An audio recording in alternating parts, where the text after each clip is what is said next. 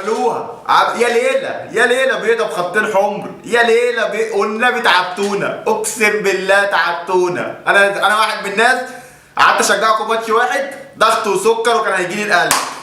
ايه اللي انتوا ايه ده؟ ليه كده؟ ليه كده؟ مبروك لنادي الزمالك الفارس الابيض، الفارس الابيض يحقق البطوله للمره الثانيه. بس بجد حرام عليكم حرام عليكم، البطوله دي هديه من ابننا احمد حمدي. تدونا امام عاشور نديكم احمد حمدي، امام عاشور يجيب لنا بطوله، احمد حمدي يجيب لكم بطوله، هاتوا خد. هي الدنيا كده. مبروك يا جماعه، مبروك لكل الزملكاويه. تعبت والله تعبت.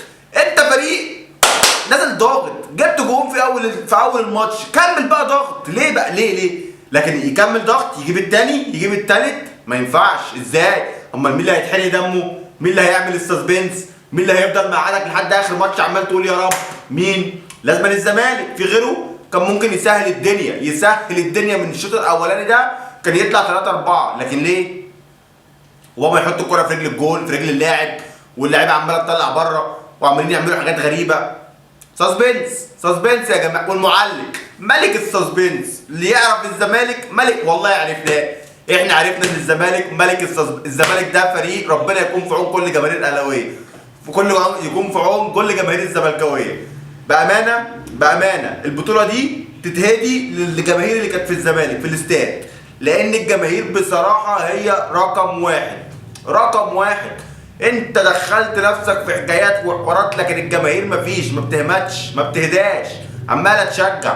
يلا يا زملكاويه، يلا يا ان الزمالك يتحرك. ايه اللي بيحصل ده؟ بدنيا وقعت انت بعد 60 دقيقه.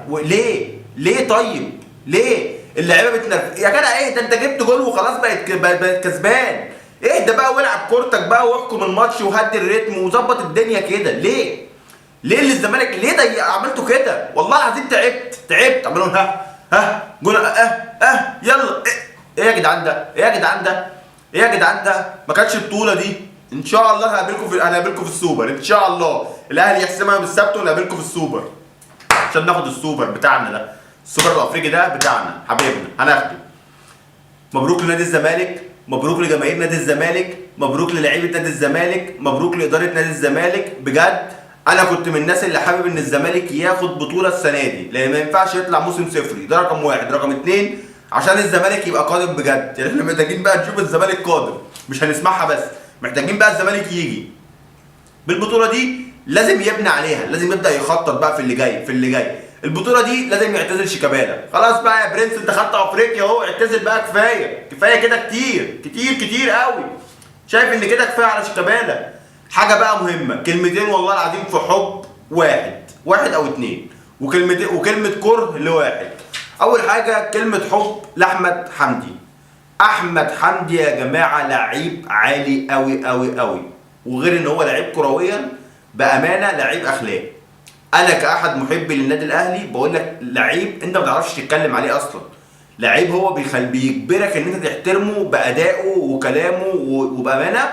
بجد لعيب اخلاق عاليه قوي جدا. شوف النهارده بعد الجون وقبل ما الماتش يخلص، قاعد راجل محترم بيقرا قران. اول ما الجون جه، اول ما الحكم صفر، نزل وركع وسجد لله.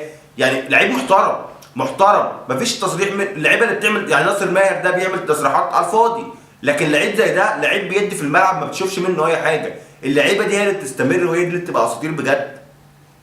احمد حمدي لعيب محترم جدا. وانا كنت زعلان انه مشي من الاهلي، لان احمد حمدي لعيب بجد، لعيب كويس، لعيب يعني بجد صفقه حلوه جدا لنادي الزمالك بامانه. اللعيب الثاني احمد سيد زيزو لا خلاف عليه، ملك الاسيستات في مصر. اللعيب يا جماعه عالي، لعيب عالي احمد سيد زيزو بجد. خساره لو الزمالك فكر يبيعه او فكر حتى يطلعه اعاره، خساره. الاثنين دول عاليين قوي. كلمه بقى سيئه جدا لحسام عبد المجيد.